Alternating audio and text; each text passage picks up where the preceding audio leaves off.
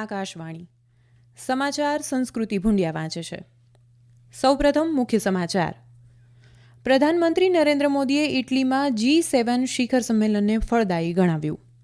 પ્રધાનમંત્રી નરેન્દ્ર મોદી 18 જૂને પીએમ કિસાન સન્માન નિધિ યોજના હેઠળ 9 કરોડ ખેડૂતોના ખાતામાં નાણાં જમા કરશે. ઉત્તરાખંડના રુદ્રપ્રયાગમાં બસ ખીણમાં ગબડી પડતા 13 શ્રદ્ધાળુઓના મોત. છત્તીસગઢના બસ્તર ક્ષેત્રમાં સલામતી દળો સાથેની અથડામણમાં 8 માઓવાદી ઠાર, 1 જવાન શહીદ. પ્રવેશ રદ કરાયો હોય તેવા વિદ્યાર્થીઓને 30 સપ્ટેમ્બર સુધીમાં સંપૂર્ણ ફી પાછી આપવા ઉચ્ચ શિક્ષણ સંસ્થાઓને યુજીસીનો નિર્દેશ. 18માં મુંબઈ આંતરરાષ્ટ્રીય ફિલ્મ મહોત્સવનો પ્રારંભ અને T20 વિશ્વકપમાં ભારત તેની છેલ્લી ગ્રુપ મેચમાં કેનેડા સામે ટકરાશે. સમાચાર વિગતવાર. પ્રધાનમંત્રી નરેન્દ્ર મોદીએ ઇટલીમાં યોજાયેલ G7 શિખર સંમેલનને ફળદાયી ગણાવ્યું હતું. એક સોશિયલ મીડિયા સંદેશમાં શ્રી મોદીએ જણાવ્યું કે આ મહત્વનું G7 સંમેલન હતું, જેમાં તેમણે વૈશ્વિક મંચ પર ભારતનો પરિપ્રેક્ષ્ય રજૂ કર્યો હતો. શ્રી મોદી શિખર સંમેલનમાં ભાગ લઈને આજે સવારે સ્વદેશ પરત ફર્યા હતા. દરમિયાન ઇટલીમાં ગઈકાલે પૂર્ણ થયેલા G7 રાષ્ટ્રોના શિખર સંમેલનને અંતે પ્રસિદ્ધ કરવામાં આવેલા સંયુક્ત નિવેદનમાં સભ્ય દેશોએ ચીનની બિનવ્યાજબી વેપાર પ્રણાલીનો સામનો કરવા પ્રતિબદ્ધતા વ્યક્ત કરી હતી. ચીનની આ નીતિથી G7 જૂથના રાષ્ટ્રોના શ્રમિકો અને ઉદ્યોગો પર અસર પડી રહી હોવાનો મત વ્યક્ત કરવામાં આવ્યો હતો. G7 રાષ્ટ્રોએ યુક્રેન સામેના યુદ્ધમાં શસ્ત્રો ખરીદવા રશિયાને મદદ કરનારી ચીનની નાણાં સંસ્થાઓ સામે પગલાં લેવાની પણ ચેતવણી આપી હતી. સંમેલનમાં ભારપૂર્વક જણાવવામાં આવ્યું હતું કે G7 રાષ્ટ્રો ચીનને નુકસાન પહોંચાડવાનો કે તેના આર્થિક વિકાસને અવરોધવાનો પ્રયાસ નથી કરવા માંગતું, પણ પોતાના વેપારને ચીનની બિનવ્યાજબી વેપાર નીતિઓ સામે રક્ષણ આપવા પગલાં લેવાનું ચાલુ રાખશે.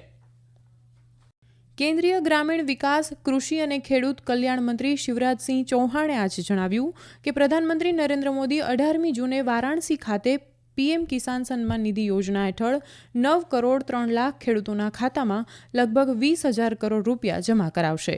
નવી દિલ્હીમાં પત્રકારોને સંબોધતા શ્રી ચૌહાણે કહ્યું કે છેલ્લા 10 વર્ષમાં અત્યાર સુધીમાં 11 કરોડ ખેડૂતોના ખાતામાં 3 લાખ કરોડ રૂપિયા જમા કરવામાં આવ્યા છે.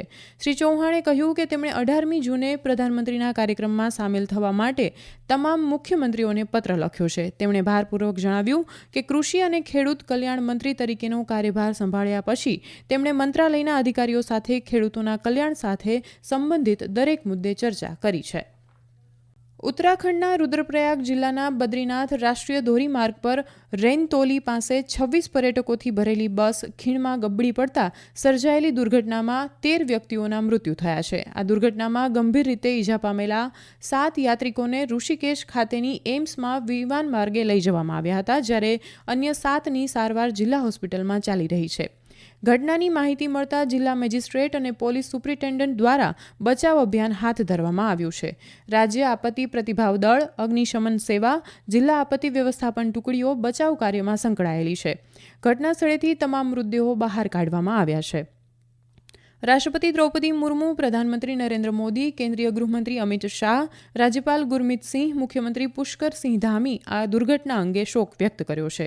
શ્રી મોદીએ પ્રધાનમંત્રી રાષ્ટ્રીય રાહત ભંડોળમાંથી પ્રત્યેક મૃતકના નજીકના સગાને 2 લાખ રૂપિયા અને ઈજાગ્રસ્તોને 50,000 રૂપિયાનું વળતર આપવાની જાહેરાત કરી છે.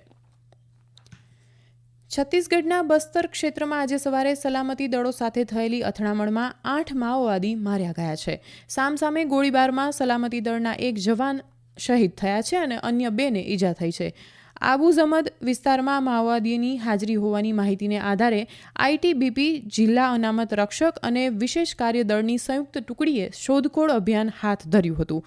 ઘટના સ્થળેથી 2 રાઇફલ, 1 BGL લોન્ચર અને અન્ય શસ્ત્ર સરંજામ મળી આવ્યા છે. હાલમાં શોધખોળ અભિયાન ચાલુ છે. યુનિવર્સિટી ગ્રાન્ટ્સ કમિશને 2024-25ના શૈક્ષણિક સત્ર માટે નવી ફી રિફંડ પોલિસી જાહેર કરી છે. આ અંતર્ગત ઉચ્ચ શિક્ષણ સંસ્થાઓએ વિદ્યાર્થીઓએ પ્રવેશ રદ કર્યા હોય અથવા તો સ્થળાંતર કર્યું હોય તેવા સંજોગોમાં તેમને 30 સપ્ટેમ્બર સુધીમાં સંપૂર્ણ ફી પાછી આપવાની રહેશે. પ્રવેશ રદ કર્યા હોય તેવા સંજોગોમાં ફી પાછી ન મળતી હોવાની વિદ્યાર્થીઓ અને વાલીઓની ફરિયાદને પગલે આ નિર્ણય લેવામાં આવ્યો છે. આ નીતિ કેન્દ્ર અથવા રાજ્ય ધારાઓ હેઠળની તમામ ઉચ્ચ શિક્ષણ સંસ્થાઓ, યુજીસી માન્ય સંસ્થાઓ, ડીમ્ડ યુનિવર્સિટીઓ અને પ્રવેશ માર્ગદર્શન સાથે સંકળાયેલી સંસ્થાઓને લાગુ પડે છે. આ રાષ્ટ્રીય સમાચાર આપ આકાશવાણી પરથી સાંભળી રહ્યા છો. આ સમાચાર આપ અમારી YouTube channel AIR news Gujarat પર પણ સાંભળી શકશો. વધુ સમાચાર માટે આપ અમારા ટ્વિટર હેન્ડલ AIR_ABAD ને ફોલો કરી શકો છો. મુંબઈમાં આજે મુંબઈ ઇન્ટરનેશનલ ફિલ્મ ફેસ્ટિવલની 18મી આવૃત્તિનો આજે National Geographic film Billy and Molly an otter love સ્ટોરીના પ્રદર્શન સાથે પ્રારંભ થયો છે. આ ફિલ્મનું દિલ્હી, કોલકાતા, પુણે અને ચેન્નાઈમાં સમાંતર પ્રદર્શન કરવામાં આવ્યું હતું. આજે સાંજે મુંબઈમાં NCPA થિયેટર ખાતે ભવ્ય સમારોહમાં MIFF 2024 ઉદ્ઘાટન કરવામાં આવ્યું હતું. આ પ્રસંગે માહિતી અને પ્રસારણ રાજ્યમંત્રી L. મુરુગન ઉપસ્થિત રહ્યા હતા. 21 જૂન સુધી ચાલનાર આ ફિલ્મ મહોત્સવમાં 102 ફિલ્મો દર્શાવવામાં આવશે. શ્રી મુરુગને જાહેરાત કરી હતી કે આ વર્ષનો આજીવન સિદ્ધિ માટેનો પ્રતિષ્ઠિત વી શાંતારામ પુરસ્કાર વન્યજીવન પર ફિલ્મો બનાવતા પ્રસિદ્ધ ફિલ્મ સર્જક S. નલ્લામુથુને અર્પણ કરવામાં આવશે. સરકારે કેન્દ્રીય સામાજિક ન્યાય અને અધિકારિતા મંત્રાલય સાથે કથિત રીતે સંકળાયેલી હોવાનો દાવો કરતી નકલી વેબસાઇટ શોધી છે. આ વેબસાઇટ સરકારી નોકરી અપાવવાનો દાવો કરે છે અને નોન રિફંડેબલ રજિસ્ટ્રેશન ફી તરીકે ₹435ની માંગણી કરે છે. માહિતી સંચાર બ્યુરોના ફેક્ટ ચેક યુનિટે જણાવ્યું છે કે આ વેબસાઇટ સરકાર સાથે સંકળાયેલી નથી. સામાજિક ન્યાય અને અધિકારિતા મંત્રાલયની સત્તાવાર વેબસાઇટ socialjustice.gov.in છે. કેન્દ્રીય ગૃહમંત્રી અમિત શાહ આવતીકાલે સવારે ઉચ્ચસ્તરીય બેઠકમાં અમરનાથ યાત્રા માટે જમ્મુ કાશ્મીરમાં સલામતીની સ્થિતિ અને તૈયારીની સમીક્ષા કરશે. શ્રી શાહે ગઈકાલે પણ નવી દિલ્હીમાં ગૃહ મંત્રાલયના વરિષ્ઠ અધિકારીઓ સાથે પણ જમ્મુ કાશ્મીરની સલામતીની સ્થિતિની સમીક્ષા કરી હતી. આવતીકાલની બેઠકમાં જમ્મુ કાશ્મીરના ઉપરાજ્યપાલ મનોજ સિન્હા, રાષ્ટ્રીય સલામતી સલાહકાર અજીત ડોભાલ, કેન્દ્રીય ગૃહ સચિવ ઉપરાંત લશ્કર, પોલીસ, જમ્મુ કાશ્મીર અને ગૃહ મંત્રાલયના વરિષ્ઠ અધિકારીઓ ઉપસ્થિત રહેશે. ઉત્તર પ્રદેશમાં ભીષણ ગરમીએ તમામ વિક્રમો તોડ્યા છે. દિવસના તાપમાનની સાથે સાથે રાત્રિનું તાપમાન પણ વધી રહ્યું છે.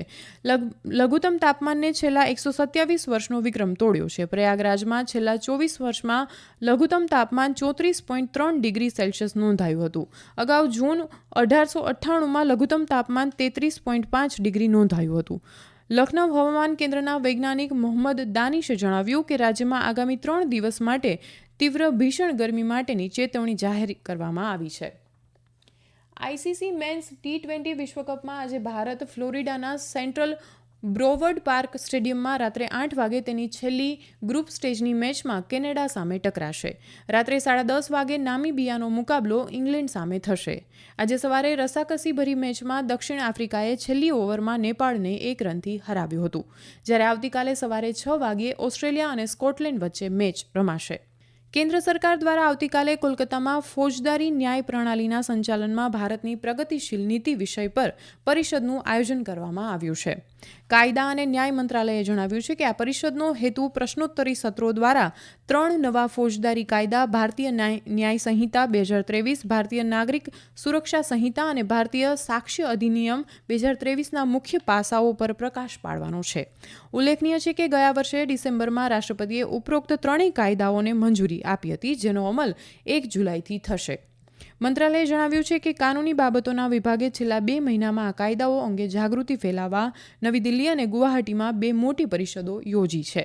યુવા બાબતો અને રમતગમત મંત્રી ડોક્ટર મનસુખ માંડવિયાએ રશિયાના કઝાન ખાતે રમાઈ રહેલા બ્રિક્સ રમતોત્સવમાં કાંસ્ય ચંદ્રક મેળવવા બદલ ભારતીય મહિલા ટેબલ ટેનિસ ટીમને અભિનંદન પાઠવ્યા છે. અંતમાં મુખ્ય સમાચાર ફરી એકવાર. પ્રધાનમંત્રી નરેન્દ્ર મોદીએ ઇટલીમાં G7 શિખર સંમેલનને ફળદાયી ગણાવ્યું. પ્રધાનમંત્રી નરેન્દ્ર મોદી 18 જૂને PM કિસાન સન્માન નિધિ યોજના હેઠળ 9 કરોડ ખેડૂતોના ખાતામાં નાણાં જમા કરાવશે.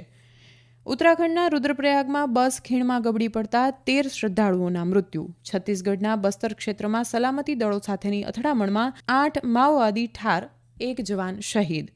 પ્રવેશ રદ કરાયો હોય તેવા વિદ્યાર્થીઓને 30 સપ્ટેમ્બર સુધીમાં સંપૂર્ણ ફી પાછી આપવા ઉચ્ચ શિક્ષણ સંસ્થાઓને UGCનો નિર્દેશ. આકાશવાણી પરથી સમાચાર પૂરા થયા.